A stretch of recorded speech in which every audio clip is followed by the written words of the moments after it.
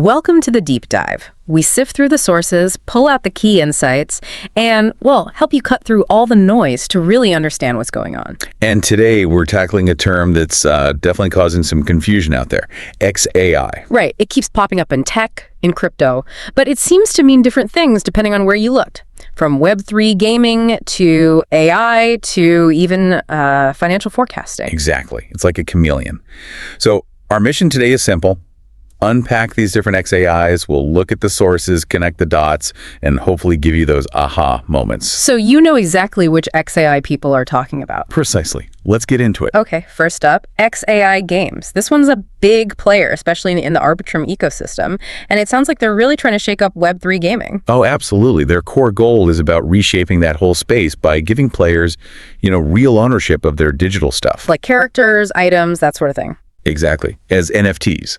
So you can actually buy them, sell them, trade them freely. It's about letting players turn their gaming time into potential income. Moving beyond just playing for fun then. Right. It fosters this decentralized game economy where the rewards you earn are yours in your wallet, not locked away by the publisher. Okay, that's a big ambition. What's the tech behind it?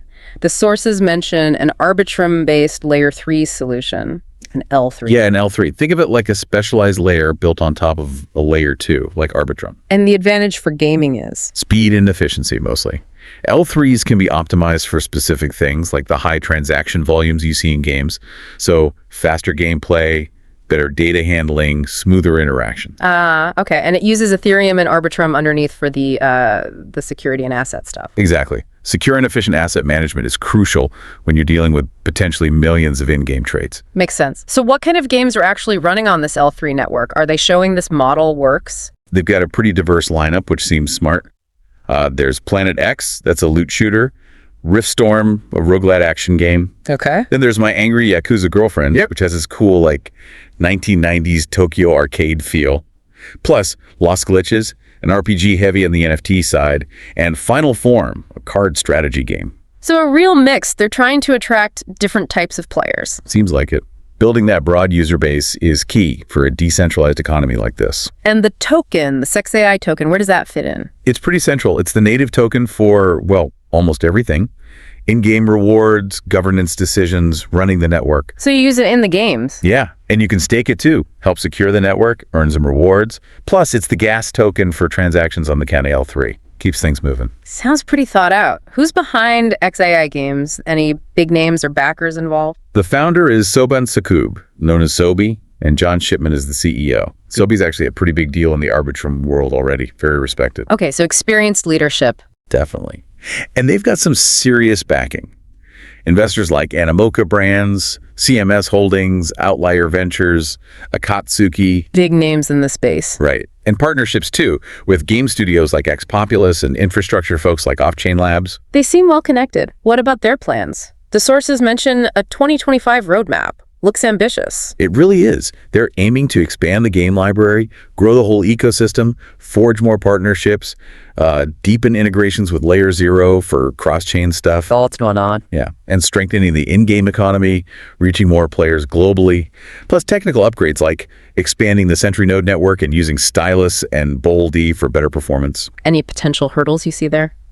Keeping up momentum? That's always the challenge, right? Delivering consistently on such a packed roadmap while the market's shifting underneath you. And of course, attracting enough players to make the whole economy hum. So how does XAI stack up against competitors like the Sandbox or Illuvium? Good question. They differentiate in a few ways. The L3 gives them faster transactions than, say, Illuvium. Compared to the Sandbox, the structure feels maybe more player-focused, more network-centric. Okay. And they also seem to offer a broader tokenomic structure and more game variety than Axie Infinity, and maybe a stronger focus on pure gameplay than Decentraland. And the low fees help too, I imagine, leveraging Arbitrum. Absolutely. Those low transaction fees plus their specific take on play to earn and NFT integration, that's their competitive edge. Okay, let's pivot now because we need to be super clear. There's another XAI making headlines. Elon Musk's AI startup. XAI. Different spelling, different company. Completely different beast, yes. And it seems XAI is really ramping things up now. Musk has stepped back a bit from the political chatter, and the team is doubling down on their main AI model, Grok 3. And their ambition isn't small, is it? Not at all. They're aiming to compete head-to-head with the biggest AI players globally. Think OpenAI, Google, DeepMind. Wow. And they've got the hardware for it. I saw something about a supercomputer. Oh yeah, Colossus. It's this massive supercomputer they're building out in Memphis, supposedly equipped with 200,000 GPUs. 200,000. That puts it right up there among the most powerful AI training infrastructures in the world. Serious firepower for developing advanced models. So they're not just playing around. What are the bigger plans beyond just Grok? They seem to be looking for collaborations, trying to get their AI solutions onto various platforms. The ambition is definitely to be a major player in next-gen tech. And interestingly, the sources mention fintech and digital asset management specifically. Right, which raises that interesting question. What effect does all this high-profile AI activity have on the crypto market, even if it's technically separate? Yeah, that's a great point. And it seems like it is having an effect, doesn't it? Like boosting confidence in blockchain projects that are using AI. Exactly. We saw that example with RNDR, the token for distributed AI rendering. Its trading volume jumped 18%. So the market sees Musk's big AI push and thinks, okay, this whole AI blockchain synergy thing is real. It looks that way. It's like the idea of AI converging with blockchain is already influencing how people value related crypto assets, a kind of sentiment driver. Which brings us nicely to our next section, that deep connection between AI, blockchain, and trying to predict crypto prices. Yes, the holy grail for some. Right. The crypto market, it passed $2 trillion by 2025, but it's just notoriously wild. Huge swings driven by hype, regulation fears, sentiment, and liquidity, which seems key. Why do traditional prediction models struggle so much with it? Well, unlike stocks with underlying company performance, cryptos often lack that clear intrinsic value. They react hard to sentiment, to news, to, well, feelings. Traditional models aren't really built for that kind of chaotic data. They get lost in the noise. Pretty much.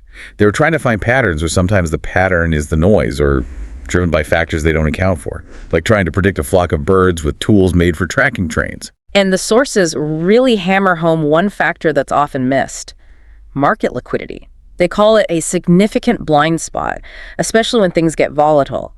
Remind us what liquidity means here. Simply put, it's how easily you can buy or sell something without moving the price too much.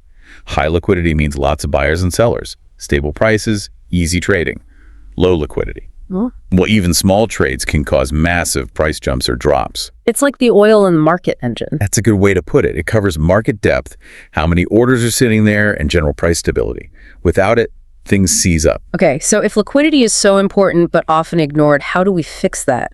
The research suggests adding liquidity-aware features, specifically VVR and VWAP. Right, two proxy metrics to represent liquidity. VVR is the volume to volatility ratio. You take the daily trading volume and divide it by the price range for that day, the high minus the low. So lots of trading relative to price movement suggests higher liquidity. Generally, yeah. It gives you a sense of activity versus fluctuation. Then there's VWAP, the volume-weighted average price. I think I've heard of that one. Probably. It's the average price something traded at all day, but weighted by how much volume traded at each price point. Gives you a better sense of the true average price paid than a simple average.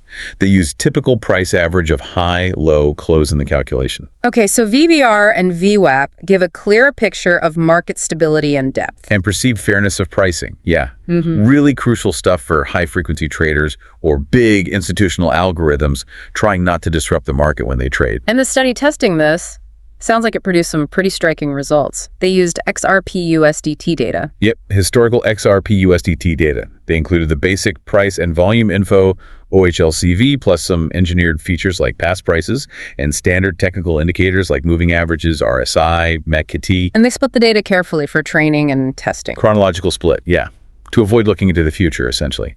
They tested 4 different machine learning models: linear regression, random forest, XGBoost, and LSTM. LSTM. Yeah. That's a type of neural network, right? Often used for sequences like time series. Exactly. And the LSTM model performed the best by far, especially when they added those liquidity features, VVR and VWAP. How good are we talking? Get this. The LSTM with liquidity features hit an R-squared score of 92.95%. Wow, 93%. That means the model explains almost all the price variation for crypto. It's remarkably high, yes. And the errors were tiny. Mean absolute error of 0.0212 means squared error of 0.0000911. Basically, its predictions were incredibly close to the actual prices. That's genuinely impressive for such a volatile asset. It really is. And the impact of just adding liquidity was clear.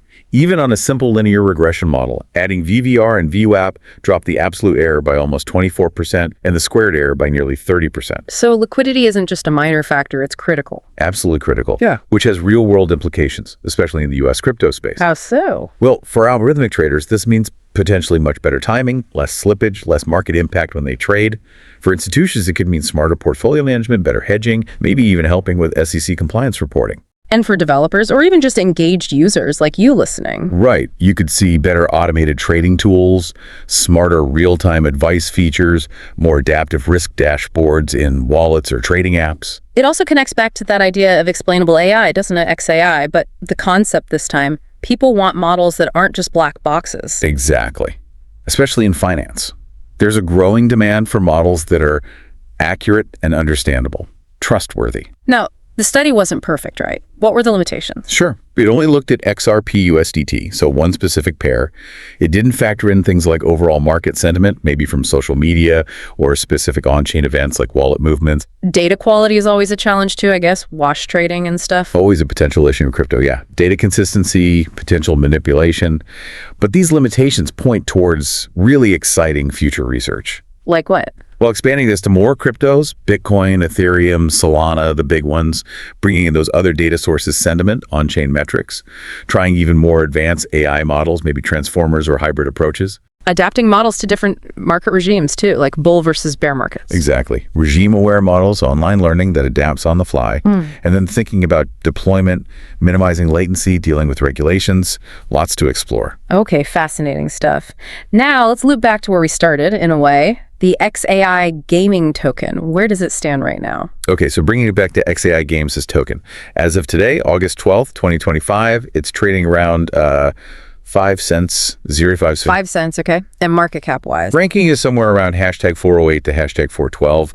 Market cap between, say, $88 and $92 million. Circulating supply is about 1.7 billion XAI out of a total max supply of 2.5 billion. And how's the price been moving lately? Bit of a mixed bag. Up slightly in the last day, maybe 4 or 5%. Up about 5.8% over the week, but actually down around 14% over the past month. Shows that volatility again. What about its highs and lows? Yeah, big swings. All-time high was $1.60 back in March 2024. All-time low was just under 4 cents, 0.03867 in April 2025. So that 5 cents is much, much closer to the low than the high. Definitely highlights the risk and volatility involved here. Okay, now here's where things get really interesting. That overlap we hinted at. One of the sources, CoinMarketCap, actually mentions that Xai, the gaming token, uses explainable AI techniques. Isn't that something? Yeah, it says they integrate explainable AI to make their automated trading bot systems more transparent and trustworthy. Wow. So the gaming project is explicitly using the concept of explainable AI that we were just talking about in the context of financial forecasting. It's a fascinating convergence, isn't it? It directly links the gaming token back to that broader AI theme. Suggests they're thinking about transparency and trust in automated systems even within their gaming ecosystem. It almost bridges the two XAIs we discussed. Mind blown a little bit there. Okay, so price predictions for this gaming token. I know you have some numbers, but we need massive caveats here, right? Huge caveats. Right. These are from third-party sources, often based on algorithms or user inputs, highly speculative, not financial advice. Understood. So what do some sources suggest for, say, 2025? Okay, some projections are showing averages around, well, fractions of a cent. Yeah. Like 0.00000000000000000799399. Wait, hold on. Zeros after the decimal point. That's drastically different from the current 5 cents. Drastically. And for 2030, some estimates are in the deep 0.00005 to 0.00006 range. Still tiny fractions of a cent. And looking way out, 2040, 2050, some optimistic ones see averages maybe around 0.00004 to 0.0006s. which would be massive percentage gains from those low bases, but still. Okay, we absolutely have to pause and underscore this. The token is trading at 0.005 cents. These predictions show numbers with multiple zeros after the decimal. This highlights a massive disconnect you often see with crypto predictions, right? They can be wildly speculative based on formulas that maybe don't reflect reality. Exactly. These prediction sites often come with disclaimers for a reason. They are not investment advice. Market risk is incredibly high. Prices are volatile. You absolutely have to do your own research. Please do. So forgetting those wild predictions for a moment, what actually influences the price of the XAI token realistically? Same fundamentals as most crypto assets, really. Supply and demand is the big one. Yeah. Network developments, any rule changes to rewards. Real-world news and events, too. Of course. And specifically for XAI, we need to remember the token unlocking schedule. When large batches of tokens held by early investors or the team get released onto the market. That increases supply, which can push the price down? It often creates volatility, yeah. Can lead to selling pressure. It's something watchers of the project keep a close eye on. Okay. So let's try and tie this all together for you listening. We started with XAI being this confusing, multifaceted term. And we've unpacked it. We saw XAI games aiming to revolutionize Web3 gaming on Arbitrum, using that specialized L3 tech, focusing on player ownership. Then we contrasted that sharply with Elon Musk's XAI, the AI research lab, with massive computing power, aiming to compete at the highest level, and its ripple effects on crypto market sentiment. And then we dove into how AI, particularly machine learning, and the concept of explainable AI, is tackling crypto price prediction. We learned about that crucial missing piece, liquidity, and how adding proxies like VVR and VWAP dramatically improves model accuracy, like with LSTMs. Real practical implications there for traders, institutions, developers, everyone involved. Right. And finally, we circled back to the XAI gaming token, looked at its current market position, its volatile history, and uncovered that really surprising overlap. The gaming project itself, using explainable AI techniques for transparency. So next time you hear XAI, you've got the context. Is it about owning your game items, cutting-edge supercomputing, or algorithms trying to predict Bitcoin? Hopefully much clearer now. Which leaves us with a final thought to chew on. What do you think is the most impactful convergence here? Is it AI making games more immersive and economies more real? Or is it AI making notoriously chaotic crypto markets maybe, just maybe, a bit more predictable? And maybe the bigger question is, how will those two forces, immersive digital economies and AI-driven market analysis, ultimately shape how we value assets in our increasingly digital future?